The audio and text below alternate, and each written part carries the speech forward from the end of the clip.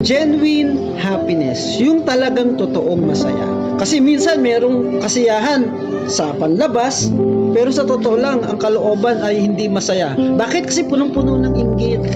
Maraming nakikita. Mas nakikita natin ang pangit sa iba. Pero pag tayo ay masaya, hindi na natin papansinin yung mga bagay, yung mga tao sa paligid, ano man yung ginagawa nila. Kasi kontento tayo sa buhay. Yan ang sabi ng Biblia sa Kawikaan 15 verse 15. Kahit tayo ay dukha, kung tayo ay marunong makontento, tayo ay magiging masaya. Pangalawa, dahil si Kristo ay nasa atin at mahal tayo ng Panginoon, dahil kay Kristo, Filipos chapter 2 verse 1, maaari tayo maging masaya. At kapag masaya ka, instead na maiinggit ka sa iba, instead na magiging haters tayo sa iba, ipapanalangin natin sila. Dahil tayo ay masaya, matututo tayong mahalin natin ang ating kapwa. Kaya napakahalaga na tayo ay maging masaya. Ang buhay ay maiksi lang. Mas maraming panahon ng kalungkutan. Kaya nga mas piliin natin na maging masaya. For masaya ang ating isip, masaya ang ating buhay, at hindi na natin mapapansin ang mga hindi magagandang mga bagay.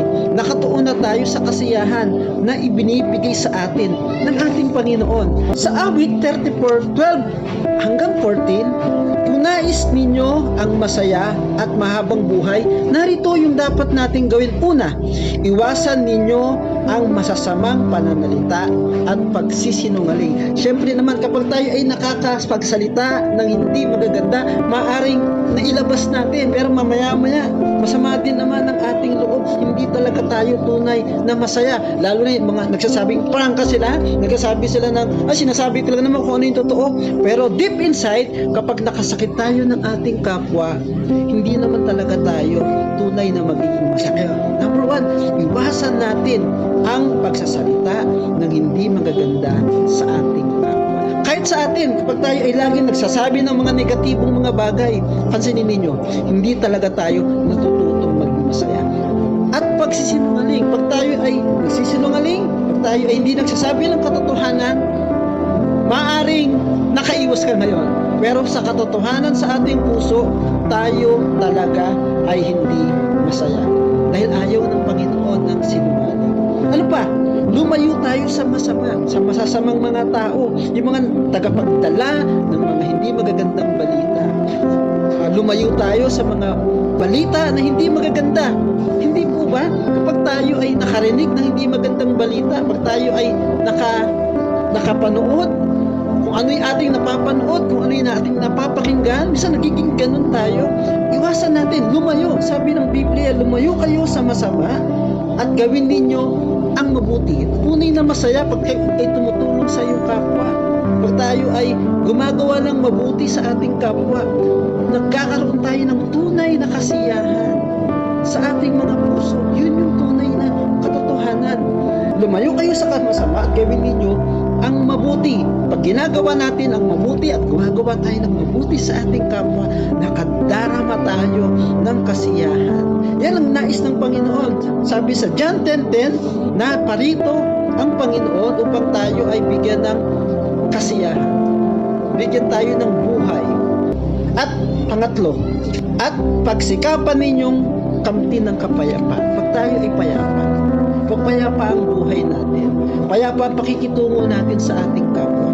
Wala tayong sinasaktang mga tao. At kung meron man, tayo ay humihingi ng tawad sa Panginoon. Pag tayo napatawad na, tayo ay nagbabalik loob sa Panginoon, pumapayapa ang ating buhay, tayo ay nagiging masaya. Kasi ang hirap na maraming kaaway. Actually, talaga naman, ang kaaway ay nandyan lang. Marami talagang hindi magkakagusto sa mga ginagawa natin. Subalit, pwede naman tayo magkaroon ng inner peace, in tunay na kapayapaan.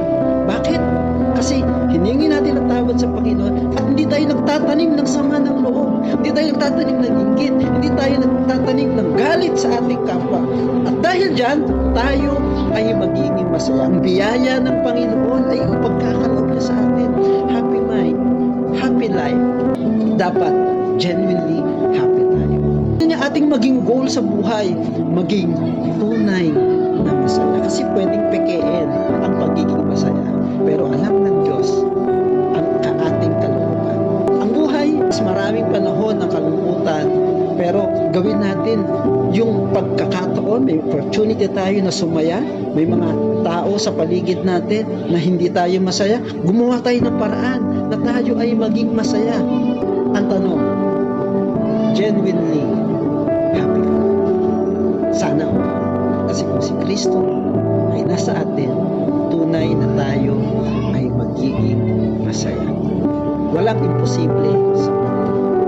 Nais niya na maging masaya ang ating pananaw sa buhay, ating pag-iisip, para mas magamit pa tayo ng Panginoon. Kasi gusto ng Diablo, guluhin ka niya. Gusto ng Diablo na tayo ay sirain, tayo ay wasakin. Nais ng Diablo na tayo ay panghinaan ng loob. Pero nais ng Panginoon na maging fruitful ang ating mga buhay. At maraming mga tao, kahit maraming pera, kahit nasa kanila na ang mga bagay, pero hindi naman talaga tunay na masaya.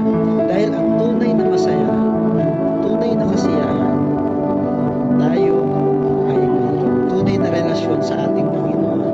Maraming struggles, maraming pagsubok, subalit siya lang ang pwede magbigay sa atin ng tunay na kasiyahan. Remember, sabi ng Panginoon, laksa-laksang mga anghel sa langit ang nagkakasiyahan, napapasaya dahil sa isang kaluluwang nagbabalik loob at nagsisisi ng kanilang mga kasalanan. Gusto ba natin na mapasaya din naman ang Diyos na nagbigay sa atin ng tunay na kasiyahan? Tulungan natin ang mga tao na magbalik loob sa Diyos dahil yan ay isang bagay na magbibigay ng tunay na kaligayahan doon sa ating Panginoon. Ay, yun yung kanyang purpose sa atin. Tayo ay magtulungan, tayo ay magbalik loob sa ating Panginoon. Tingnan natin at makakaranas talaga tayo ng tunay na kasiyahan, tunay na kagalakan na tanging sa Panginoon Jesus lamang natin maaaring matanggap. Purihin ang Diyos and God bless us all.